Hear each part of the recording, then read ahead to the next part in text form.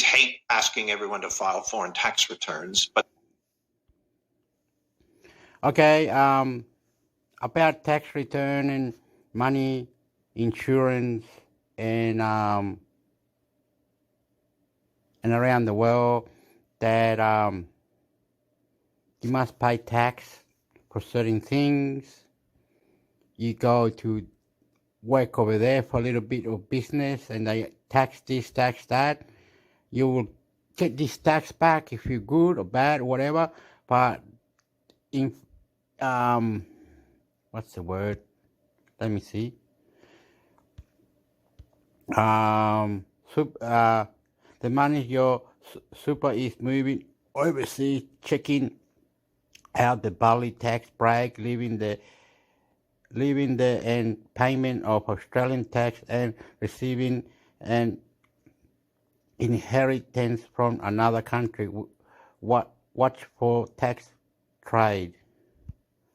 Okay, a lot of Australian business people want to go overseas, it looks like, and make trade overseas, but it's not working very well. It's a battle. It's world record.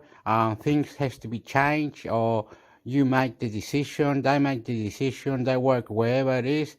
But in the kindness of the goodness, or money is money, economics, the government, something tax, and it's not very good, Scottish, Irish, or anything that you say, whatever. Even United States, Joe Biden, who has a very naughty son, Joe Biden, take him to court. Joe Biden, stop the war, stop the coronavirus. Joe Biden. Come on, kill the virus. Help the world, Joe Biden. America needs to grow up. China needs to grow up. Vietnam, the whole world needs to grow up. Something wrong with taxes anyway. The taxes, a businessman with his little group, gone here, there, Irish, Scotland, where were they gone to? They are protecting the Queen. This is Commonwealth country. We speak English here in Australia. Watch this. Listen, please reply. I love you. Fuck you all. We tax it a little bit while it's in, but thanks to Peter Costello, everything we take out from age 60 is tax-free. So by bringing it to Australia, you can have that money come out tax-free, whereas it might be taxable if you left it in the UK, Canada, etc., US. The only problem, a lot of problems have happened. One is it's harder to get it out, as I mentioned. The other one, well, if you don't have any other income, and keep in mind when you're retired, all the money you draw from Australian super is not taxed, then it may be that there's very little or no tax to pay anyway. In addition, I'm sure a lot of our expat listeners are highly successful. They're going to be highly wealthy. Okay, your superannuation should be taxed that you're gaining from your work, and you're claiming tax and all this. If you work in another country or a different company, so this, that, wherever it is that your money is converted, or you work wherever it is, you might not get your tax, but the country says, wait, no, we're not saying that. You'll get this a little bit, and here it is, we'll send it into your superannuation, or into a bank that you prefer us to send you the tax with, but with conditions.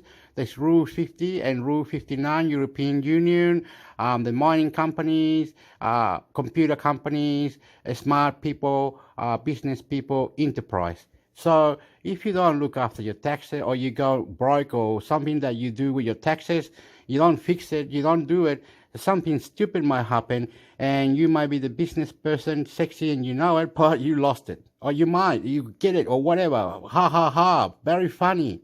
You get it off your business, wherever you are, China, London, Ireland, UK, Canada, you need to get that money back. But if you think, oh my God, I don't know how, confused. But anyway, you'll soon know how, but you have to learn, and it's very hard and very difficult, but you will learn. And interesting, you are smart, with certificates, you got a tie, you're a business person, multi company and whatever it is, but you are going all different countries, you're doing your job, and you're promoting whatever it is. Okay? Love you. Taxed. then it may be that there's very little or no tax to pay anyway. In addition, I'm sure a lot of our expat listeners are highly successful. They're going to be highly wealthy for their efforts of working overseas. They probably want to accumulate multiple super funds, and our super funds in Australia has become capped. And as you say, maybe we'll learn in October it's even more capped. So you mean its tax-free status is capped? The contribution caps 1.7 Oh, I'm sorry, million. the contribution That's caps, right. of course. Okay, just one last thing on that. I suppose the only thing is they always tell us to consolidate our super, ideally, just the sheer maths of it. But it sounds to me like I've changed my mind. And I think you should collect as many foreign supers as you can, because they all are incentive schemes to minimize tax. Now, and the rules are always changing as well. So I think, we suffer from legislative risk, and the more overspending governments keep coming at these schemes, why not have a few of them? Okay, well, interesting. All right, I didn't expect you to say that. Now, then, would you like to read the next question, which is actually in two parts?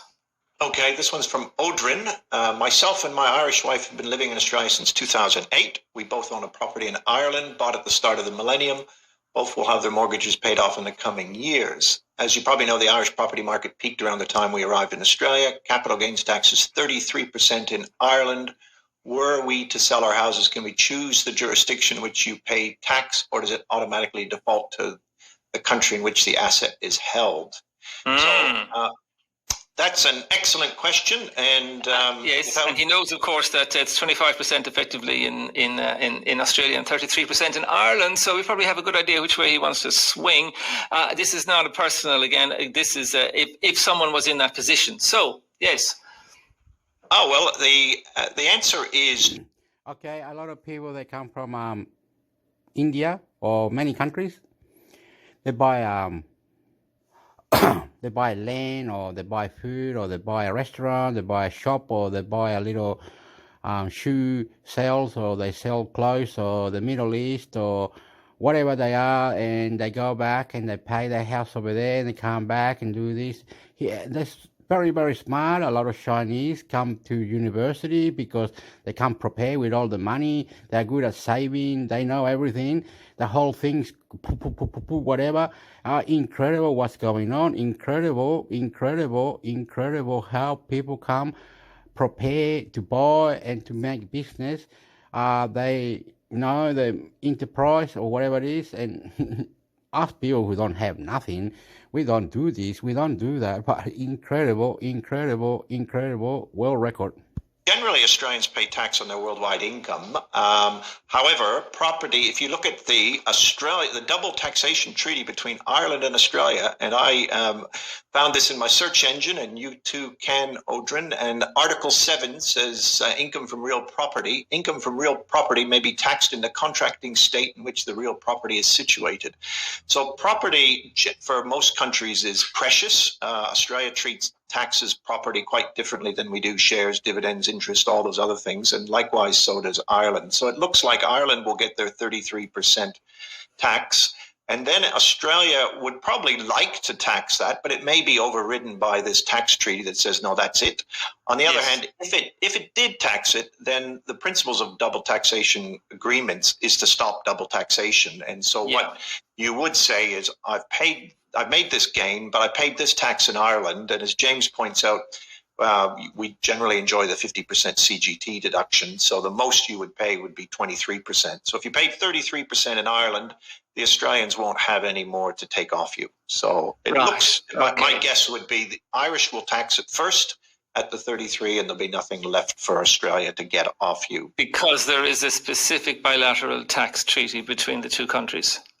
Yeah, because another tax treaty might say superannuation is taxed where the person receives it. In this case, they say property can be taxed in the country. And you can think of selfish governments not wanting to do that. I mean, imagine Australia saying to someone overseas buying property here, and us saying, no, we won't tax it. We'll let Hong Kong tax it. It's not going to happen. Yeah, but there is a treaty usefully. Okay, well, hopefully that's useful to anyone in that position. And the second part of it, Doug. The second question he said, he's something. Yes, you can see it there. Yes, sorry. And if I may have a second question, I invested in a pension in Ireland over a number of years. While I haven't contributed since, it's grown significantly. Am I obliged to declare that in Australia, or can I keep it at arm's length? Um, that one's a bit more complicated, and I think the Australian government doesn't like Australians going around and using foreign tax superannuation schemes to pay less tax. But it does recognize that if you were working overseas and you had some money put into it compulsory and you can't take it out, but generally speaking, they know that and they won't tax you on its investment income, which I think is what we're asking about. So the first question is, let's say you've got £100,000 or euros compounding away in Ireland, and the question is, if it made a £5,000 investment income, should you be taxed on it? And probably the answer is no. But if it was like an American IRA or a Roth IRA that somehow you opened up in Australia in the last few years as an Australian, yes, for sure we'd want to tax it, because we can't let Australians go out and find cheap tax structures. But if it was, if it was one that was linked to employment, probably not. A genuine period of time where the super was rolling and hadn't been contributed to in the period when the person was back here, then that's all fair and square. And then when the time comes out, he will have to pay tax on the withdrawals. And reading again the Irish-Australian tax treaty, it looks like it might only be taxable in Australia.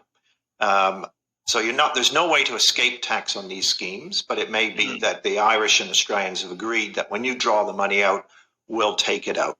And that often works in other treaties, but sometimes a country will impose a withholding tax. Now, countries hate asking everyone to file foreign tax returns, but they can just chop the money as it leaves. So if you have a 401k in America, in theory, it's just taxable in Australia, but the Americans can apply a withholding tax. And if you're generally speaking, if you're a tax treaty country, they'll tax it less than if you're a non-tax treaty country. So you draw it may be that when he draws out the money, he may have to pay a withholding tax to Ireland or America in that example.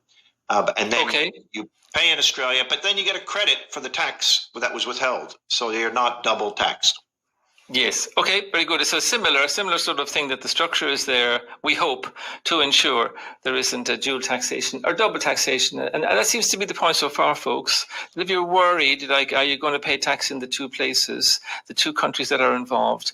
Invariably, well, hopefully, there is these treaties which avoid that sort of thing. They weren't designed for you and me.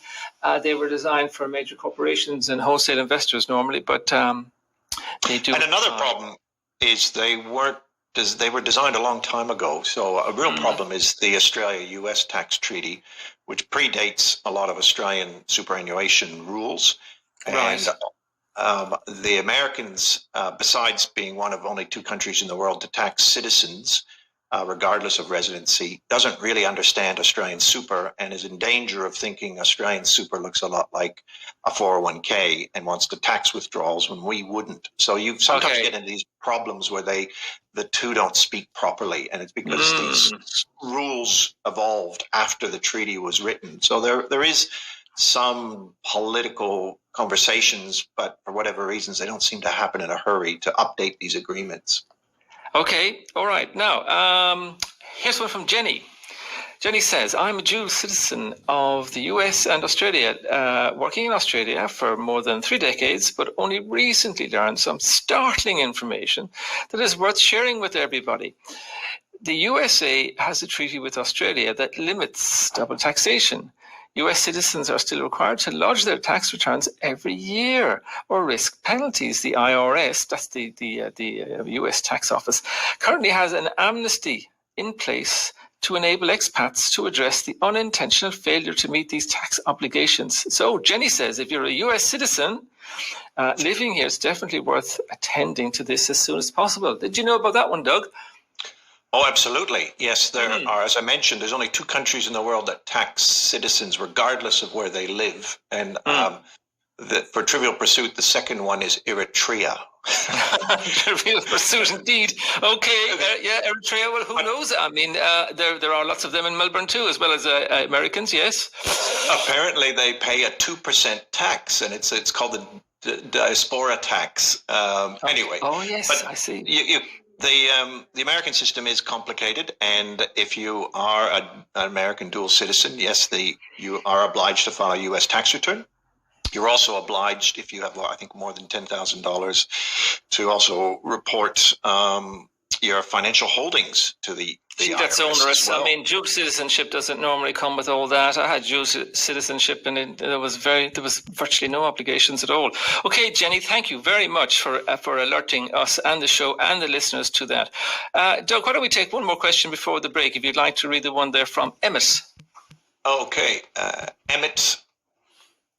Really enjoy your weekly show from the sunny southeast of Ireland.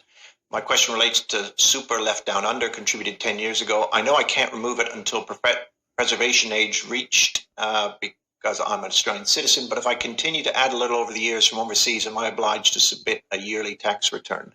Yes, so we covered this at the introduction. No, you're not. So Australian super rules were written pretty broadly and didn't really consider expats. So the only area where maybe it is relevant is if Emmett had left behind a self-managed super fund, he would have troubles contributing it to it, but I doubt he has one. If it's a public super fund, he can contribute to it. And it might be a nice way to have that money compound, and then he can take it out Australian tax-free when he's 60.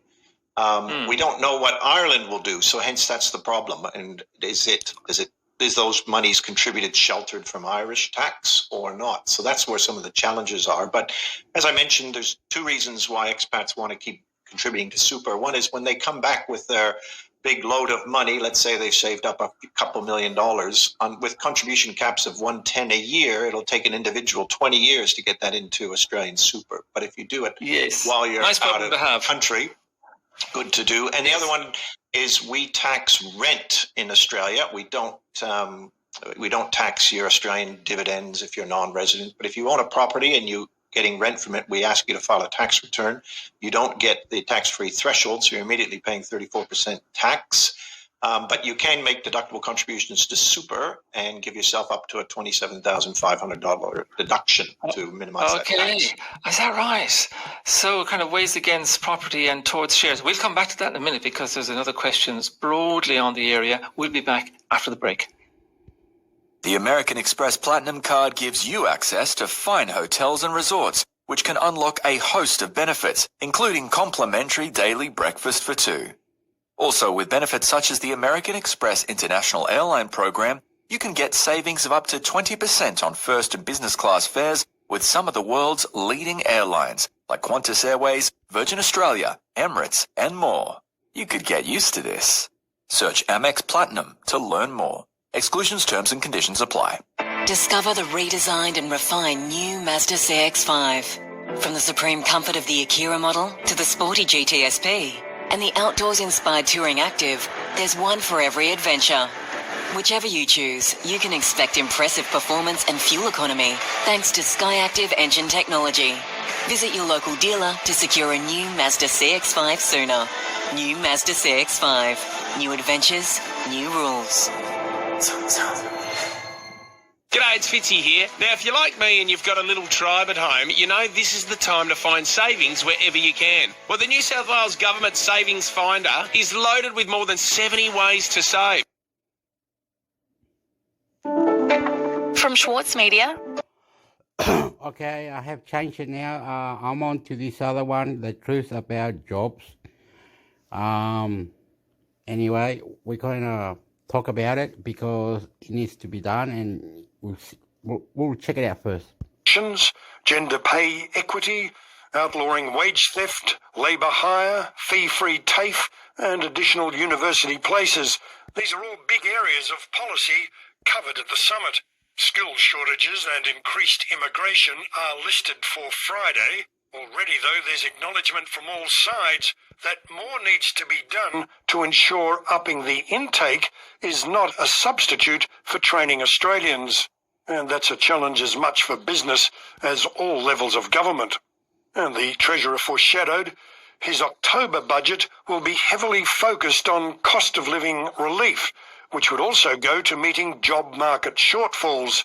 He's singling out childcare as a game changer that would enable people to work more and earn more. Well, the budget will have some cost of living relief, but it will be familiar to people because it's what we've committed to and announced already. So there'll be cost of living relief in childcare, for example, which will be a game changer for Australian parents. And that raises hopes. Its start-up date for Labor's childcare subsidies could be brought forward from next July to January, though Social Services Minister Amanda Rishworth has worries about not having enough trained early educators ready to meet a dramatic increase in demand sooner. Well, the three major employer and business groups, the Australian Chamber of Commerce and Industry, the Australian Industry Group... All right, wait up. How about childcare centres where you send your kid and your whatever, and you so you're high up worker and you're the wife and you need to protect your money, and why will you be paying taxes or doing things and you're not getting enough childcare? So the health care centre, which is Medicare or something, or your doctors or private doctors or anything, why aren't they helping out or something? The money where the people are family generated or paying whatever, can't lose, need jobs, need places to go. We can't be like this. Need to pay rent, electricity, many things, TV, computers. We love you, and we need more, and then please combine the jobs that we need, please. And the Business Council are now calling for a continuation of strong consultation. Yeah, but if you have a reunion or a conference, what the hell are you on about? If you're not helping the community create more jobs when the shops are shut because of coronavirus, no, it's just nonsense. Now, I've seen one shop shut and all the others are open. Why? The person couldn't pay you kicked them out. Anyway, then the lady said, where my kid's going to go? I need to pay for childcare, or my husband is rude, or I'm bad, or I'm panic. Where's the jobs?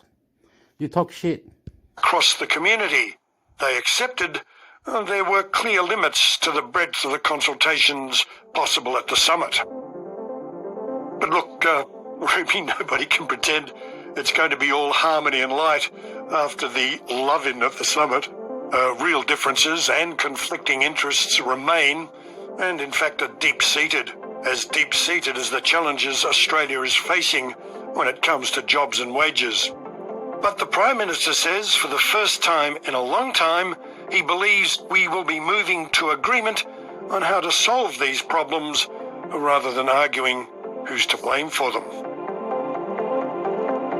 We'll be back in a moment.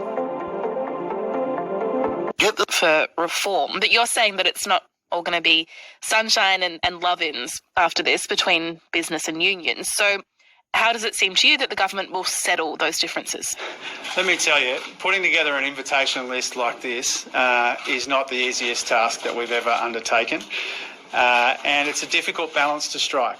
Well, Chalmers was not expecting the summit to reach total agreement, and that's influenced him not putting out a regular post-summit communique, filled with flowery language. Have we got it perfectly right? Who knows? But we've got a good representative cross-section of the Australian economy and the Australian community, and we can't lose sight of the bigger picture here, which is trying to find some common ground about our big economic challenges. Instead, the Treasurer is opting for a practical outcome. Yeah, but that's...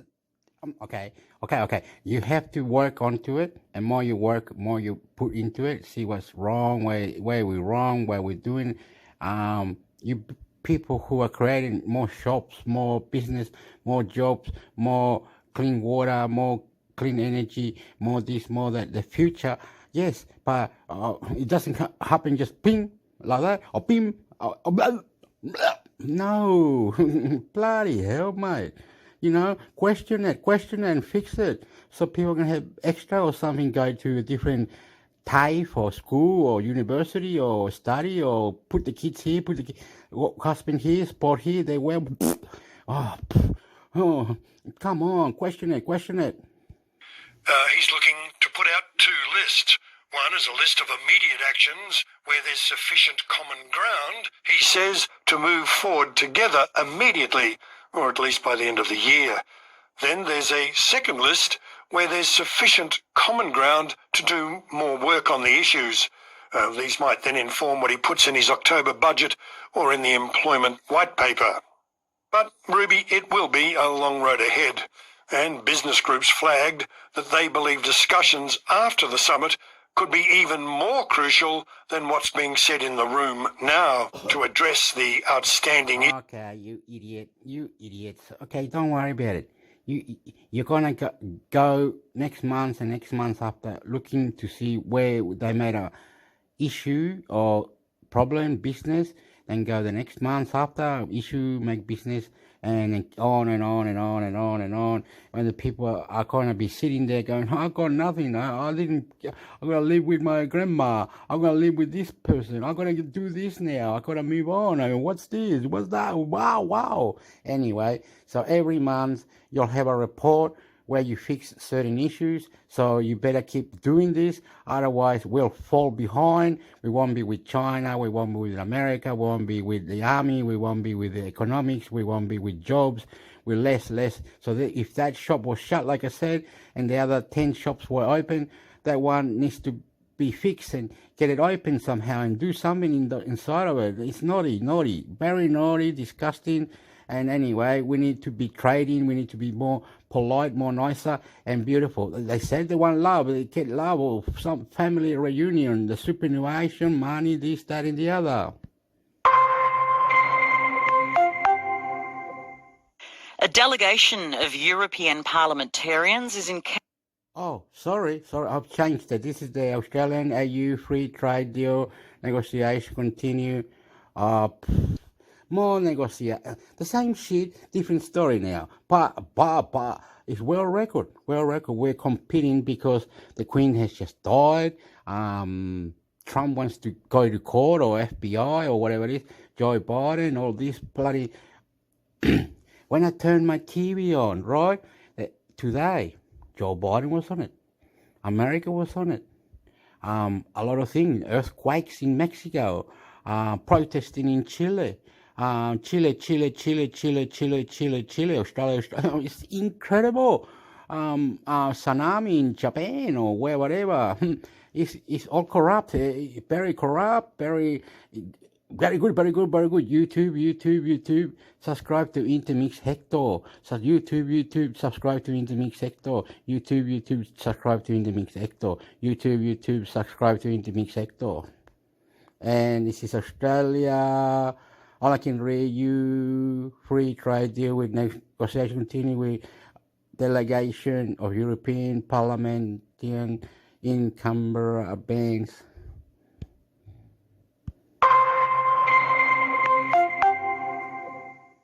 A delegation of European parliamentarians is in Canberra to work on a proposed free trade deal with Australia, 5 years after the talks first began.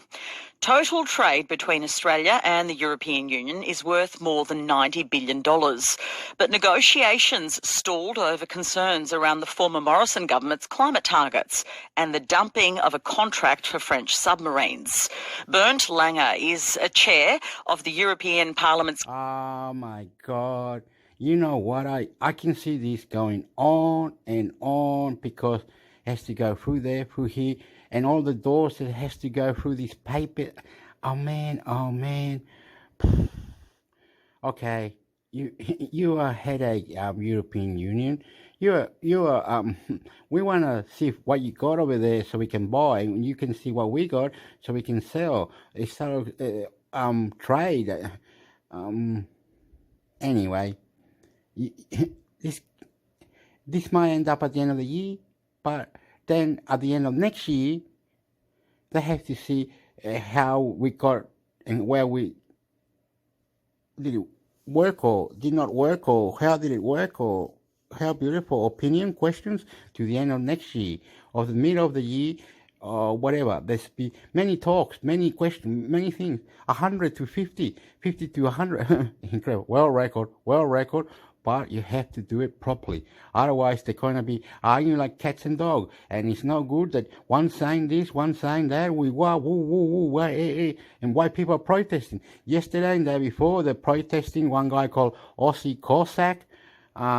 There was in Alex Jones thing, an Australian bloke called Aussie Cossack, some Russian bloke or something, was saying about brutality police. This the government. That, oh my God. It's enough. Let's just hear it. Let's get over this and let's put something else on, because this will go and on and on and on, and the money doesn't go up, doesn't go down. Where, how, question, debate. Australia is well record. Business people, government people, all this China, all this Filipino, all this Vietnam, all this America, all this Mexico, all this Chile, all this European Union, all this trade, all these beautiful things. This is what I do. My name is Intimis Hector. YouTube channel, YouTube, Facebook, website, whatever. Subscribe. Around the former Morrison government's climate targets and the dumping of a contract for French submarines. Bernd Langer is a chair of the European Parliament's Committee on International Trade, and he's our guest this morning. Welcome. Good morning. Hello. When will this trade deal between Australia and the European Union be finalised? Okay, be finalised. Not marrying anyone, dickhead. Fuck up. I hope quite soon. I guess we are back on track after the irritation you mentioned. I hope at latest in February next year, because we need it quite soon, because we want to ratify this in our legislative term, and this ends more or less at the end of next year. Okay, so there's a sense of urgency because of that. These negotiations are set against an increasingly difficult global context. Has the war in Russia changed the scope of the trade deal and the role Australia can play? Of course. The new geopolitical situation after the Russian war against Ukraine, after the geostrategic behavior of China, a lot of trade irritants, trade as a weapon, gives a clear signal that we need rules-based, fair and sustainable trade relations with like-minded countries. And of course, this is Australia at first, and specifically regarding the situation in the Pacific region. So you're saying that there has been a bigger sense of urgency around this in the wake of the war in Ukraine? Exactly. Of course, for political reason, but also regarding the energy supply. You know, we are going away from fossil fuels, and Australia has a big volume of possible green hydrogen, of lithium, of copper, and we want to manage to get it in a sustainable way for the transformation of industry in Europe, but also in Australia. Let's move to some of the sticking points. From Australia's perspective, Canberra is seeking bigger export quotas for beef, for lamb and dairy exports. What is the concern around allowing access to our agricultural products? Listen, this is a give and take in a trade negotiation. So I'm from the north of Germany, and we are producing wonderful cars. And in Australia, we have this luxury cars tax. Let's see what the result will be. I guess this will be not the major obstacle for such an agreement. You mentioned luxury cars. Are you pushing for more access in relation to that? Might be, huh? So it's a give and take in a trade negotiation. You're talking about electronic vehicles here. Are you pushing, I mean, there's some law reform also on the table by this new government. Is that part of the conversation? Of course. The whole change in climate change issues is really important. So the laws passed through quite recently are really a big step in the direction of having a conclusion quite soon. Now, last week, the European Parliament passed a bill requiring EU members to verify whether certain imported goods, including meat, have been produced in areas linked to deforestation. Australia's National Farmers Federation is concerned by these changes. How will Australia be impacted by this? Yeah, the idea behind is that we want to have illegal logging because of the production of specific commodities like coffee or like cacao. This is not the case in Australia. This is more linked to the Amazon region. So you're saying you're not particularly concerned about Australia's record here? Okay, yeah. From the European point of view, the bloc wants new rules that would stop Australian food producers using European geographic names like feta cheese, Parmesan cheese, Irish whiskey. Why is this such a sticking point for the bloc, and is there any room for some relaxation, given that kind of language is used in our products? The idea behind, of course, is to protect the regional production. This is linked to the region, to the name of the region. And I know, of course, that because of migration in Australia, you are producing Parmesan and Prosecco as well. So let's discuss it and find a compromise. I remember we did it with Canada, for example, with feta, so Canadian cheese, feta style. Or why not call Prosecco Australian Prosecco? I guess there are possibilities for finding compromise so that the local production in Australia will be not harmed by protection of a GI. Okay, so you can see a pathway through where some language can still be used. Yeah. Okay. One of the bloc's earlier concerns around this deal was Australia's climate credentials, fossil fuel commitments. The Albanese government has now legislated this 43% cut in emissions by 2030. Is this enough, or is Australia still exposed to potential sanctions? No, I guess it's on the right track. It's quite similar to our targets. Our targets are a little bit higher, but of course the industrial production and the historic CO2 emissions are higher than the Australian ones. So it's going on a similar track, and that's really a big step in the right direction. I discussed this yesterday with the Trade Minister of Australia. Now we can discuss the trade in green goods regarding climate change, the possibilities of common project against climate change. So it's really a big and necessary step. Can Australia play a greater role in supplying critical raw materials? I'm thinking things like lithium, iron ore. Has Europe made a mistake in being too reliant on Russia for resources? Yeah, listen, it was not a decision by the government or by the European Commission or the Parliament. There was, let's say, the ideology of looking always to the cheapest price in the free market, and some of the energy companies are really stick to the low price coming from Russia. This was a failure, no doubt about. Energy is a strategic commodity, and we have to readjust our policy. And now we are looking more in the diversification of energy supply, and of course regarding the transformation of our industry more to green hydrogen, to commodities related to this transformation, like lithium, like copper, like specific rare earth. And we want to have supply from reliable partners. Just final question, and really trying to focus in this question on your own country, Germany. Russia's war in Ukraine is worsening the continent's energy crisis. How will Germany weather winter? Yeah, we are now looking to different supplier, and we managed to get LNG gas from different supplier. I guess it will be critical for the winter for this year, no doubt about. But then the perspective in getting stable supply from other sources and going in the direction of transformation to renewable and green hydrogen is on the way. Thank you so much for joining us. It's a pleasure. Thanks a lot. Listen to more great stories that take you beyond the headlines.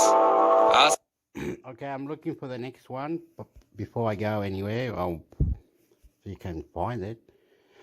It says this is one, the Australian one, this one, okay, let's just go to that one, please, and we have to go over here, we'll see what they're saying. Before we get into today's show, here's a quick message from our round up a few dollars, because we're like, oh, here's 50 or here's 30 from the meal. We wouldn't be going to the exact cent. And so the more exact you make it, that it also leads to a decrease in happiness. Interesting. And I remember I'm sure you can remember things like this happening too, where people will be very like devil in the details when they look at that invoice or the receipt. They're like, well, I paid for this, that's it. Just move on. Yeah. Just move on. Split it and move on. Yeah, and you can use money to increase those relationships. So whether it's giving gifts to people with no expectation of anything in return, or taking a friend out for lunch, that deepens that relationship beyond a transactional basis, especially because that leads to the expectation there'll be something else in the future. There'll be another event where you shout them lunch and things like that. So thinking about different ways that I think it's good to reflect on how you feel when you're buying gifts for loved ones, even surprise gifts. I mean, I love surprising people with a gift when it's just not their birthday or anything. It's just like you thought of them in this. Okay, you go to someone's house or anywhere, wherever it is, in a building or blah, blah, blah. Humans need a gift, right? And to make them happy, it might be a gift. And they say, oh, you bought some, a tray of meat and some champagne. And what's this? Oh, you bought the PlayStation 5 for the kids. Okay, kids, here's the PlayStation 5. They got it for you.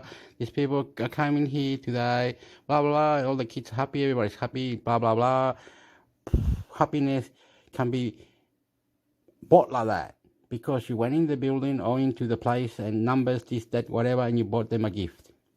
Completely unrelated event, and then you got them something and just surprised them. Yeah. Because that really deepens that connection as well. And so thinking about how you feel when you buy gifts for loved ones, how you feel when you donate money to organisations. We talk a bit about donating money, but there's also something quite different if you donate money on the spot. So whether you're buying a poppy for Remembrance Day, or you're buying a raffle ticket from a local organisation, or buying one of those sausage sizzles, it's quite a different feeling to just making a $100 donation to a organisation overseas on the internet. Yeah, plenty of studies show that when you see the impact of it, it's you're more likely to give. Yeah. So we were talking about this yesterday after the run about when you're at an event like that where it's for charity. Yeah. You can see it, and you just want to give more. You want to volunteer. You want to give support in whatever way you can. Whereas if you're just 5,000 kilometres away and you're donating to it, you wouldn't really feel the same connection. So yeah, and I think it's ways to create ties with those around you and in your community. Like we saw heaps of volunteers yesterday as well, and they were having a great time, and they felt part of the community in the event because they were donating their time. And just spend some time thinking about how you can use your money to support others and your loved ones this week, and maybe pick one or two things. Maybe you pay a coffee forward at your local cafe. You don't necessarily know who it's going to, but see how that makes you feel, and see if because that also adds novelty, and that's another way money can be used to buy happiness, because we adapt to things in our lives so. Oh, no. Get back to doing what you love. At MoneyTech, we believe in more. It's what we're all about. You're listening to SBS On The Money with Ricardo Gonçalves. Hi everyone, it's a daily. Okay, I think to love this guy. Well, I must be in love anyway. Anyway, if you're gonna give a gift or help the homeless or a charity, or where your wife, where your husband, where your people, where you are, they do all this around where I am now. There's a place called Bunnings Warehouse where they sell garden things, plants, native plants, tools, big warehouse. And anyway, hammer, nails, glue tack, or whatever. Anyway, they're outside, they do charity on this building, and it's nice, and people do donate to many things like disability or hospitals or other places, homeless, football, soccer, whatever, and all good. Understanding that the family generated, are going to help and do as a gift, and people go to different parties, golf, this, that, and everybody's getting gift, but it's nice, but you're paying a ticket to get in or whatever, and everybody's donating, and all comes out, and it for the community to be creative, helping the community, the suburbs, the El Barrio, amigo. It's all good, man. You're listening to SBS On The Money with Ricardo Gonçalves. Hi everyone, it's a daily 10-minute business and finance news wrap for this Tuesday, the 13th of September 2022. A Later staff found unfit to hold its Sydney casino licence. But first, let's go to the growing disconnect between business and consumer confidence. The Westpac Melbourne Institute Consumer Sentiment Index found today that confidence for consumers is still below its 100-point index level, which means pessimists far outweigh the number of optimists out there. But NAB's business survey shows that confidence is above its long-run average. Why? And what does it mean for the economy? And more importantly, how businesses are dealing with inflation. I spoke earlier with Alan Oster. He's the chief economist at NAB. Alan, both conditions and confidence are both rising despite higher interest. Okay. I'm not good at this, but it's high to consumer. The consumer must be the buyer or something. And when they get there, this is really high. But they think about, should I buy, what should I, okay. Tells the person, says, this building, I will buy the whole building, right? And the person, yes, you must have to buy it. And it costs madness, like buying a car, buying a computer, buying a building, buying this, buying anything.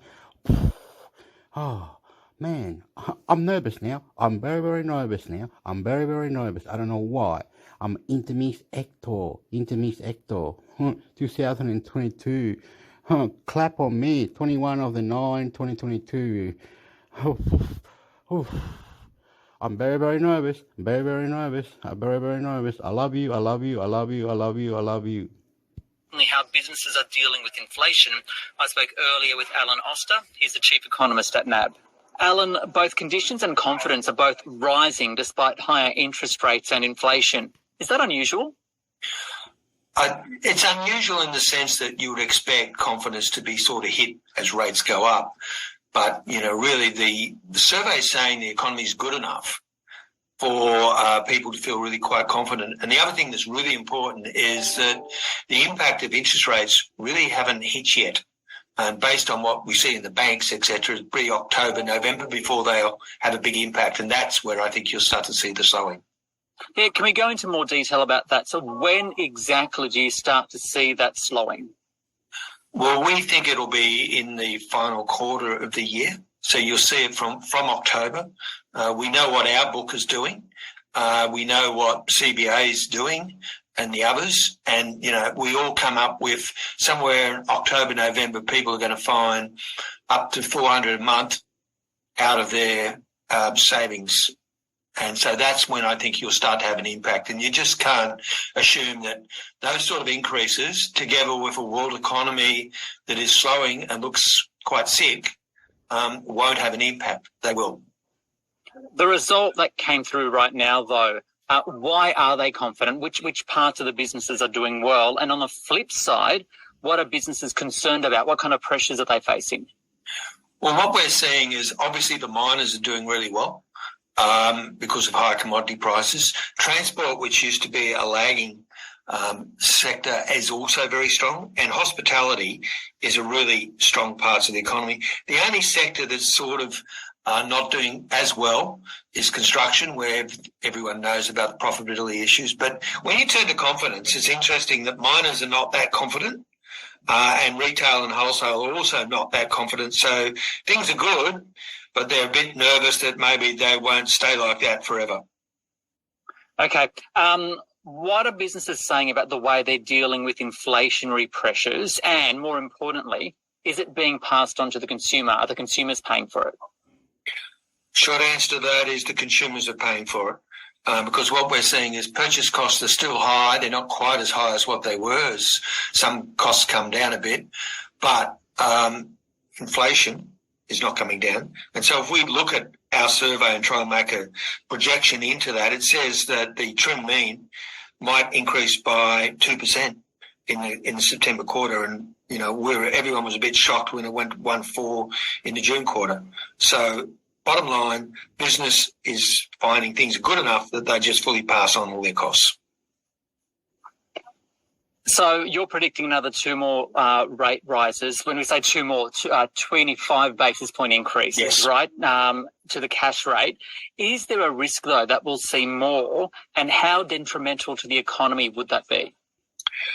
Well, there's always a risk. So if the economy stays stronger for longer, the Reserve is aware that, it takes lags before these things impact. If rates basically went up to 3.5%, which is where the market's got, I would seriously be concerned about the outlook for the Australian economy.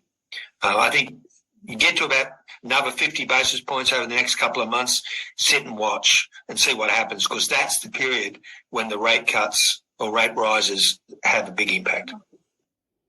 Alan Oster there, the chief economist of NAB. To the Australian share market now, which rose by 0.7% on the 200, 7,009 points. For more, I spoke earlier with Robert Telefsky from Activist Investment Advisors. Australian shares opened up 0.5%. We've seen a fairly broad-based rise across sectors, with 10 out of 11 sectors up. The energy sector was the top performing sector, with Woodside and Santos leading the way. Overnight, the broader US stock markets rallied strongly, pushed by investor optimism that inflation might be falling. Tumbling commodity prices have lifted hopes that the worst of inflation may have passed us. Markets might also have some comfort in that the Fed hasn't lost control of inflation. We'll go into detail about inflation in a few moments. Today on our market, though, energy and lithium stocks really drove the gains. Why? Yeah, so energy and lithium sectors have generated double-digit returns over the past 12 months. This has been quite noteworthy, given that most other commodity prices have been falling. Lithium forms a key part of batteries, which many of which obviously goes into EVs, electric vehicles. So the increase in the oil price may have contributed to, increasing demand for lithium and electronic vehicles going forward. Okay, one of the corporate stories of the day is Star Entertainment Group found to be unfit to hold a casino licence in New South Wales by the state's casino regulator. Can we run through what this means for the company? Because, of course, Crown was found of doing the same kind of thing, which ultimately contributed to it being taken over. Yeah, this means that Star could potentially lose its licence to operate a casino. The short cause notice gives the group 14 days to respond.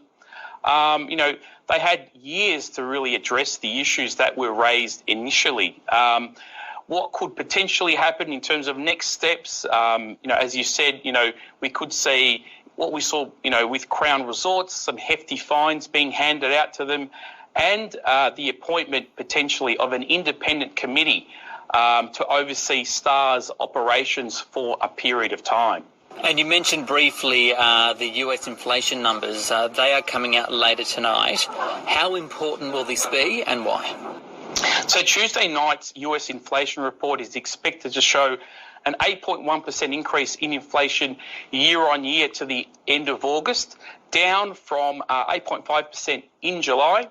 This suggests that, there's been that further cooling of consumer prices.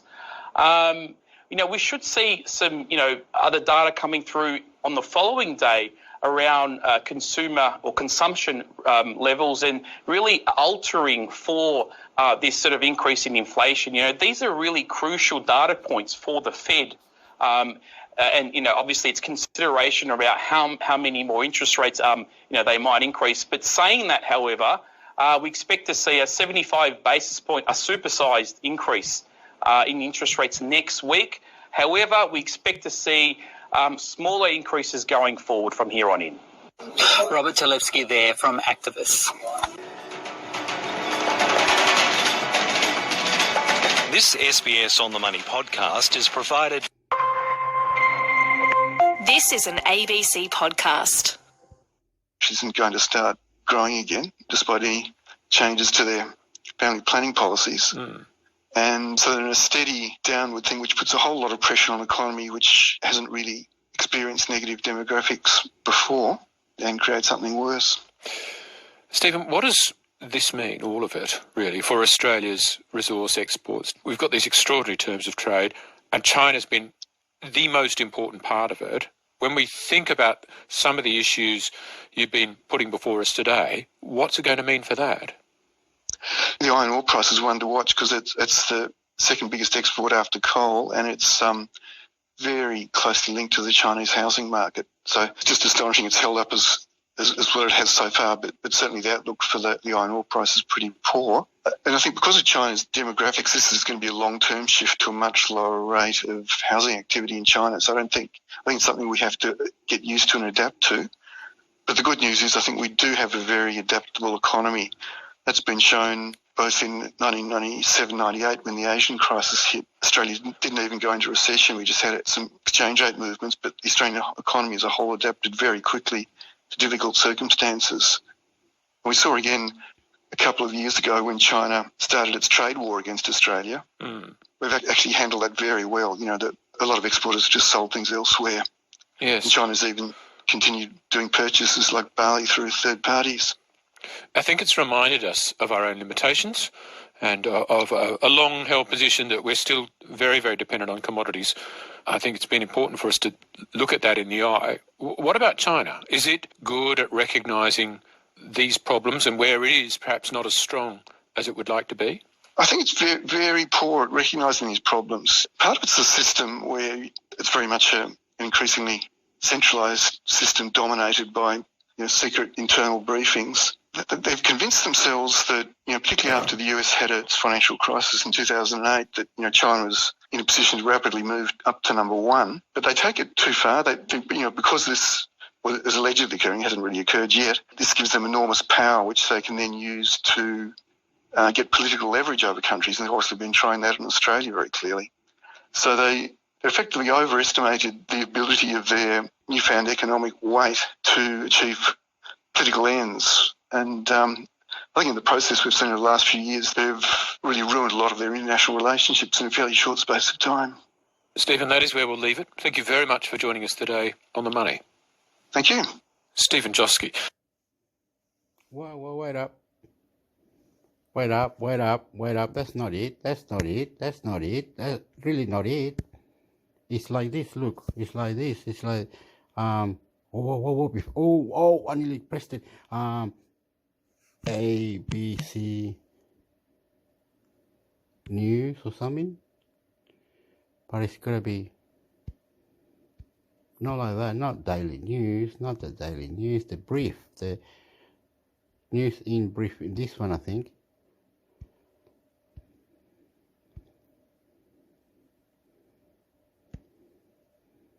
ABC News. Jack James with the news headlines. The Queen has been laid to rest at a private ceremony in Windsor following a state funeral in London. Her coffin has been lowered into the Royal Vault at St George's Chapel at Windsor Castle. Around 800 guests attended the committal service. She's been laid to rest alongside her husband of 73 years, Prince Philip, who died in 2021. China's government has lodged a protest over US President Joe Biden saying that American troops would defend Taiwan. The White House has since clarified that US policy on the issue hasn't changed. China says they reserve the right to take all necessary measures in response to activities that split the nation apart. And a US judge has ordered the release of Adnan Syed after overturning his conviction for the 1999 murder of Hae-Min Lee, a case that was chronicled in the hit true crime podcast Serial. Adnan Syed was 19 when he was sentenced to life in prison for the death of his ex-girlfriend, whose body was found buried in the woods. Prosecutors last week asked the court to throw out his conviction, saying a reinvestigation had turned up 2 alternative suspects. Syed is now 41 and will be released into home detention before a new trial. This is ABC News. It just sounds like, 1 minute it will be an hour. It just sounds like ISIS or Al Qaeda wanted someone out of jail, and they said, "It'll give us him. We'll give you this other one. This other guy's in American Army, something." Anyway, let's forget about it, right? I love you. I don't want to start shooting bullets or killing or anything. Okay, let's cut this out. Please subscribe to Intermix Hector and all good in future. God, future God, future. Who created the humans? Was it real God? Any God? Extraterrestrial? I love you. Please subscribe to Intermix Hector. I love you. Opinions, please. Thank you. Hate asking everyone to file foreign tax returns.